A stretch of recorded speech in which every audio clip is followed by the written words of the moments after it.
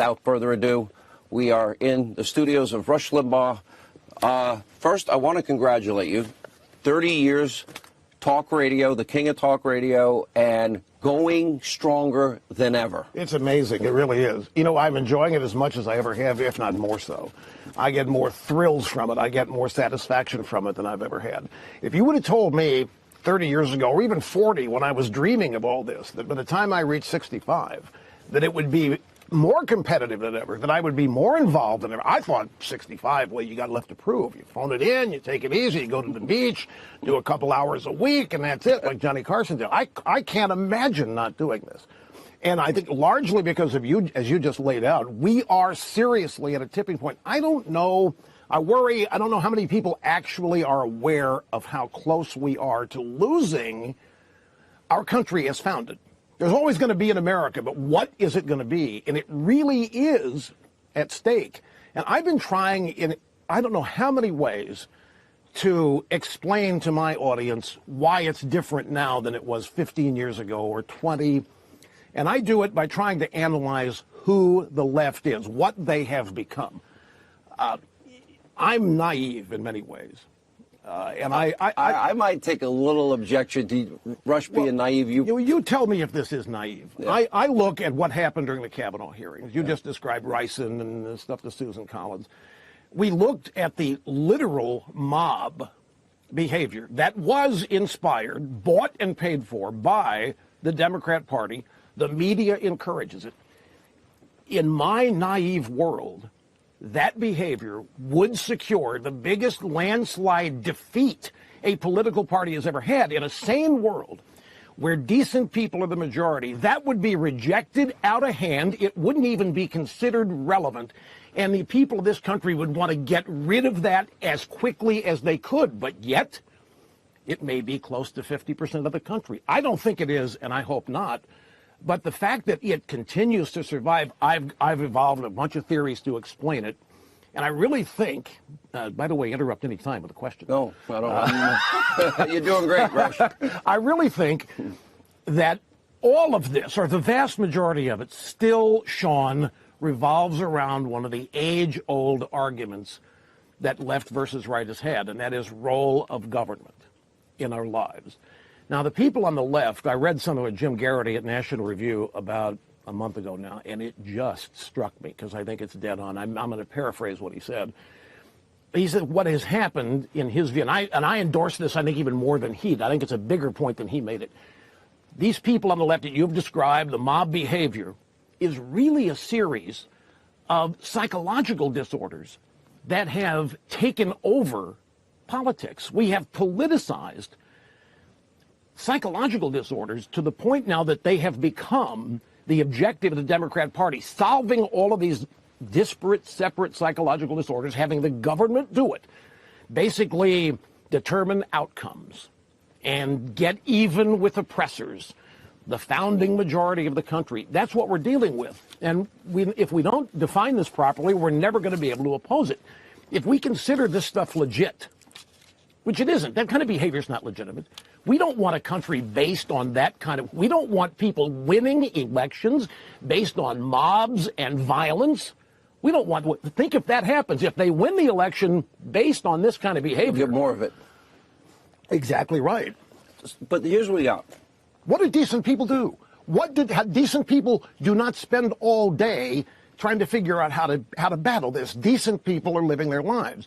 We've got perversion, indecency, corruption up against what used to be called normalcy. You got Hillary Clinton. So we can't be civil unless you give us power back.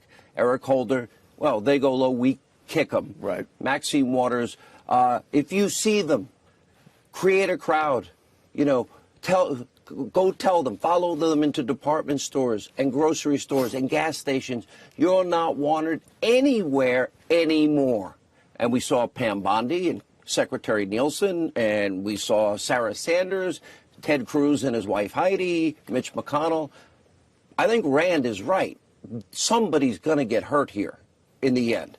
Because, look, I blame the people for their actions, but there's certainly marching orders here. Confront attack get in their face, as All Cory of it, Booker said. all of it is marching orders. Yeah. All of it is bought and paid for. Look at this caravan. Suppose that, where is it? Honduras, Guatemala, wherever it's coming. Doesn't matter where it's coming. Somebody's paying for this. Where are these people going to the bathroom? Who's feeding them? I mean, you look at 2,000, 4,000 people.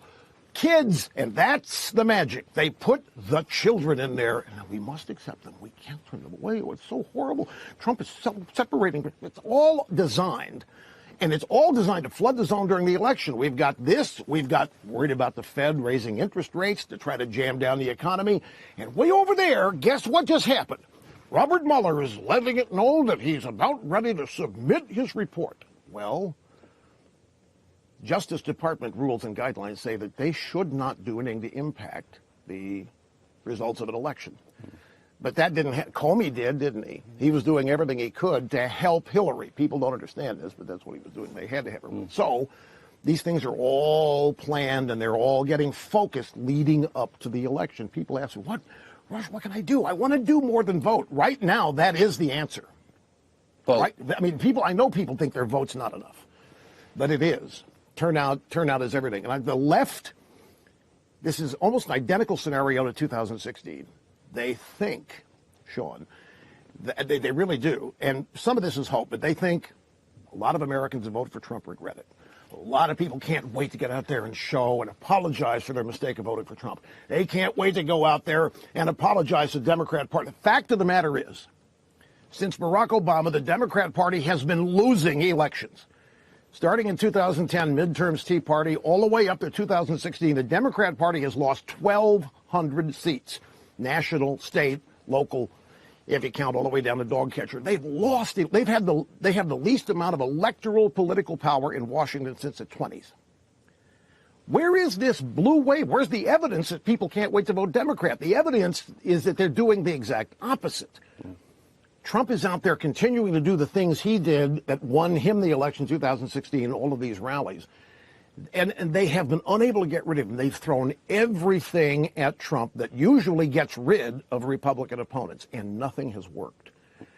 And they're just frustrated as they can be. And I think they're so overplaying this, and they're going way beyond the bounds of anywhere near propriety. But they think most Americans want to be encouraged to do mob-like behavior, get in people's faces. I don't think we've lost the country to the extent that that wins elections.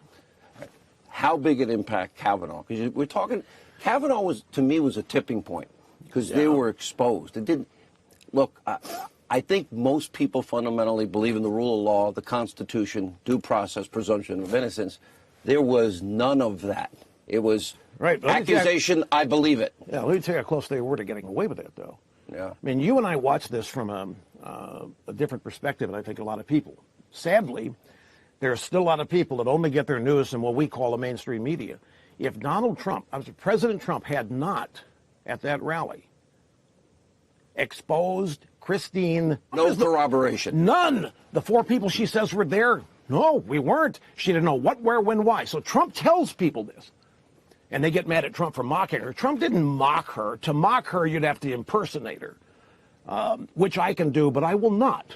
Here, you're showing great restraint. Great restraint. He didn't mock her. He exposed her to a bunch of Americans who didn't know because the mainstream media had not reported all of the holes in her story. So Trump does. And then in getting Trump, they end up reporting what Trump said. That was the tipping point, plus what Kavanaugh did to save himself. But you're right. Presumption of innocence gone. They were close to killing that by intimidating Republicans on that committee.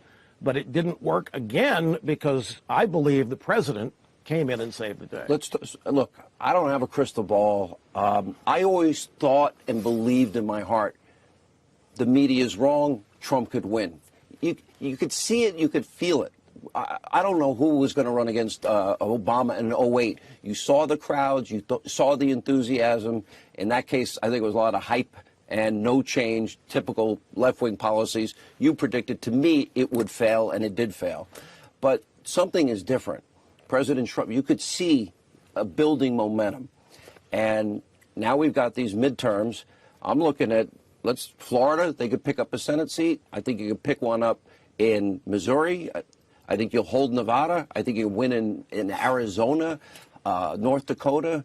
Indiana, all potential pickups. Where I would worry about more is the House. I don't have a feel. Well, how that's it's go. hard. There's so many seats there, and there's so many variables and vagaries when you get it.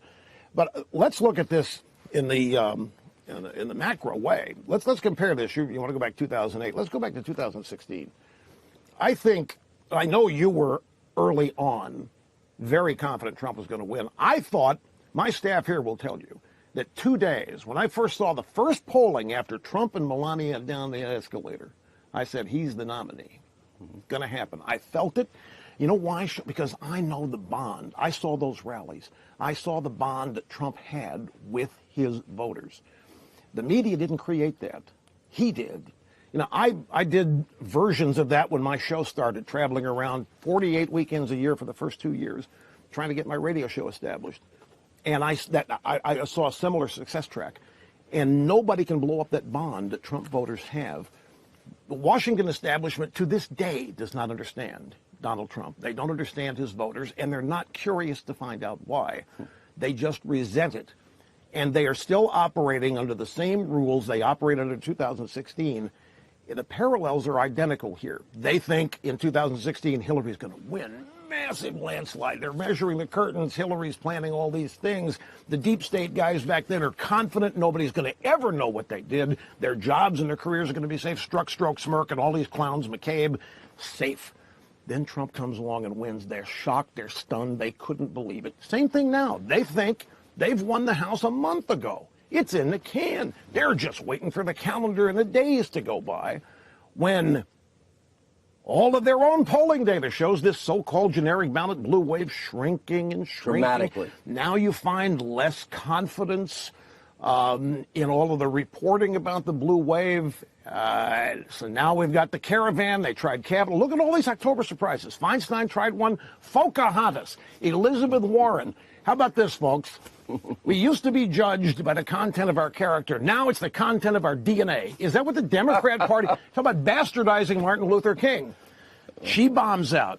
Feinstein bombs out. Right. And so all these all four were attempted, that were purposed to blow Trump up, and he just keeps beating them back, and they don't know how to deal with it. They get more and more frustrated, more and more angry, and that's what we're seeing. Some nights at the end of the show, we'll take a clip from your Ditto Cam and run it, kind of the kicker to the show. My audience loves to see you, and thanks for doing the show. They love having you, as do I. What if they win? What if the Democrats win? That's the most... you love that question. Well, the problem here is I'm on television, and I'm really trying to be persuasive. And I don't want to dramatize it, and I don't want to lie to people, and I don't want to fill people with phony, manipulative, emotional things. But it might serve to answer that question, to go back and what if Hillary had won in 2016? Stop and think of that. There wouldn't be a roaring economy. There wouldn't have been any tax cuts. There wouldn't have been any rollback of regulations. There wouldn't have been any squaring of the deal with NATO. There wouldn't have been any redone trade deals. The Obama administration told the American people, get used to it. There's a new American economy, and it's flatline or in decline. America's past, we didn't really deserve that. America was founded by a white patriarchy, set itself up for itself, people discriminated against, but those days are over. So now the days behind us, we didn't deserve those anyway. We don't deserve to be a superpower. So we had a flatline economy. We were told, Obama's out there in Indiana telling these people their jobs are never coming back. And somebody in the audience, well, Mr. Trump says he can bring them. And Obama says, what's he going to do? Wave a magic wand? Look what happened. We got the jobs back. It can be done. They don't even want to make America great. They resent the whole idea of America becoming great. They resent the idea of America as a superpower running the world for good. We're the good guys. They don't think so.